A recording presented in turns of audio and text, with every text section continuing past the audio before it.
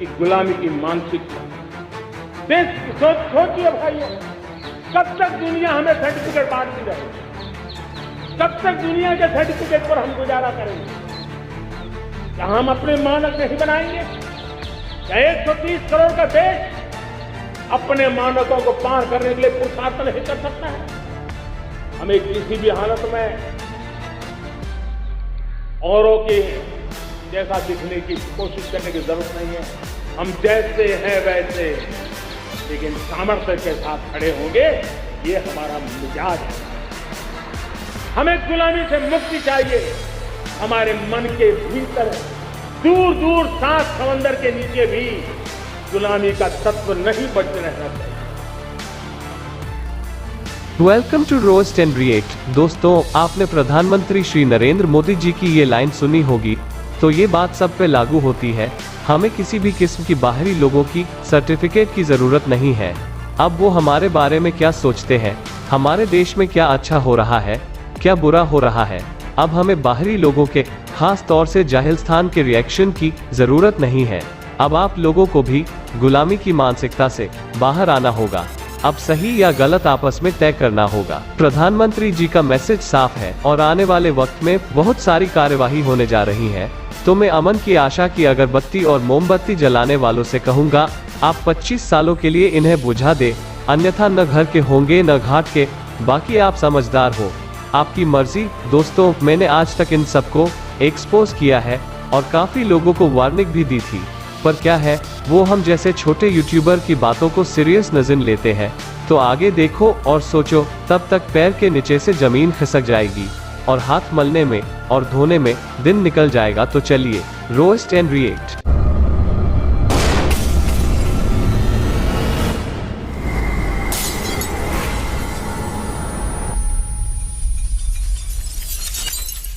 अच्छा जोया, आपको क्या लगता है, अगर हम इंडिया की बात करें तो इंडिया ने बहुत कम टाइम के अंदर बहुत सारी चीज़ों को डेवलप कर लिया है, ग्रो कर लिया है। आपको क्या लगता है इंडिया ने किन ग्राउंड्स पर काम किया? मुझे इंडिया के बारे में इतना नॉलेज नहीं है, क्योंकि हम तो माशाल्लाह से ऐसे मुल्क में रह रहे हैं कि हम अपने मसलों में इतने घिरे होते हैं। तो मैं ये सोचती हूँ कि इंडिया की, जैसे हमारे पाकिस्तानी चैनल्स हैं, वो इतना मतलब पाकिस्तान के बारे में बुरा जो है वो ऑन एयर कर रहे होते हैं, तो दूसरे कंट्रीज़ को पता चल होता है पाकिस्तान में ये हो रहा है, ये हो रहा है। इसी वजह से तो हमारे कंट्री को जो है आपने पॉजिटिव इमेज देना, ठीक है? हमारे इंडिया के बारे में पॉजिटिव इमेज हमारी ऑडियंस को देना है। अच्छा, हाँ, इसको कट कर दूँगी। क्यों यार? असल में पता है क्या है कि मैंने तो अभी इंडिया को ये बोलना था कि अभी जाके इंडिया के अंदर आप हालात देखें तो वो तो डिफरेंट होंगे। वो मीडिया जो दिखाती है हम उस पर यकीन मैं करें। तुम्हें एक बात बताती हूँ। हाँ हाँ, तुम्हें पता है इंडिया एशिया की तीसरी बड़ी इकॉनमी है।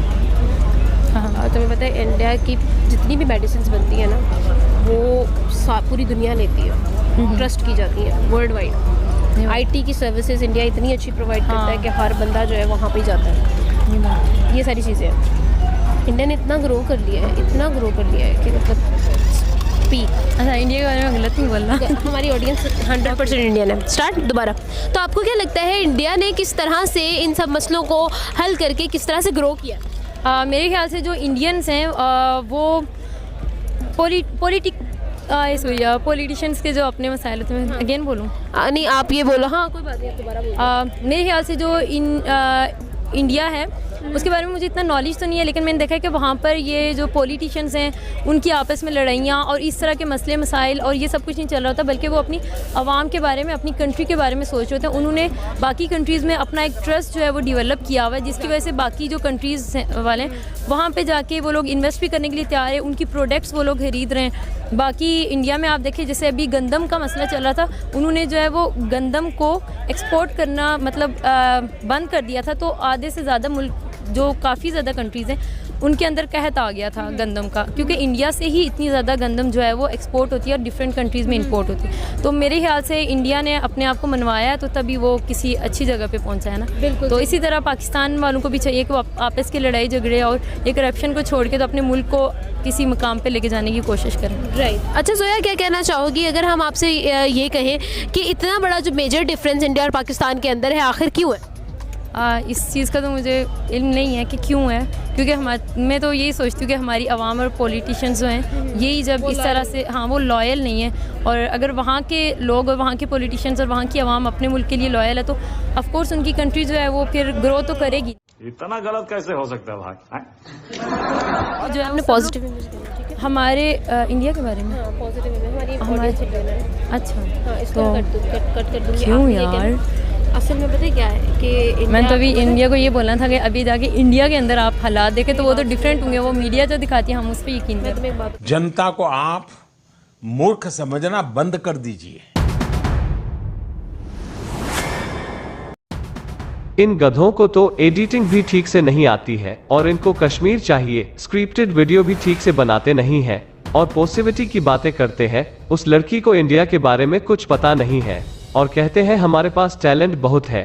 इतना झूठ बोलते हैं और खुद को खुद मुख्तार कौम कहते हैं। झूठ बोलो, बार बार झूठ बोलो। जब इनका देश ही झूठ की बुनियाद पे बना है तो इनकी जमजू कौम तो झूठ में नंबर 1 ही होगी। कैटलिस्ट रिकॉर्ड के करता धरता अली रजा को कई वीडियो में मैंने कहा था आप ये ओछी हरकतें बंद कर दे, पर ये लातों के भूत है। हमारी सरकार इनसे जल्द छुटकारा दिलाएगी। जितना उछलना है उछल लो। खाने को चने नहीं पिछवाड़ा मांगे जायफल, तनख्वाह 550, कंधे पे टांगे राइफल। अब बात करते हैं ये जहरीली आमना आदिल की। ये इंडियन कंटेंट पर जब बात करती है तब थरकियों और गुलामों की घंटी बजने लगती है, पर जब ये घर में बात करती है तो पूरी तरह से डायन लगती है जो पीठ पर वार करती है। मैं एक वीडियो दिखा देता हूँ, बाकी आपको ये लाइव वीडियो में मिल जाएगा। ये कितनी जहरीली और खतरनाक है। पूरा भारत एहतजाज और हंगामों की लपेट में है। पूरी दुनिया में भारतीय हुकूमत की जालिमाना पॉलिसियों की मजम्मत की जा रही है। हर हवाले से इसका बायकॉट करने पर जोर दिया जा रहा है।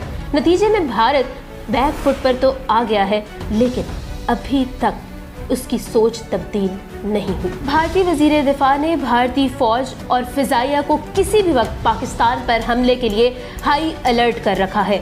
भारतीय हुक्मरानों की ये मनफी सोच किसी भी वक्त खत्ते को बड़ी जंग की लपेट में ले सकती है और दुनिया का अमन बर्बाद हो सकता है।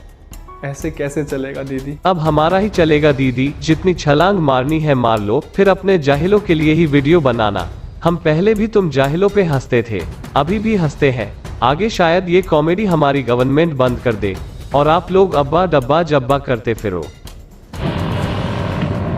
अजीब जानवर है, कितना भी खाए भूखा ही रहता है। दोस्तों आप हमें सुपर थैंक्स या फिर सुपर चैट और UPI GPay से हमारी सपोर्ट कर सकते हैं। वीडियो में इतना ही, मिलते हैं अगले रोस्ट एंड रिएक्ट में। जय हिंद।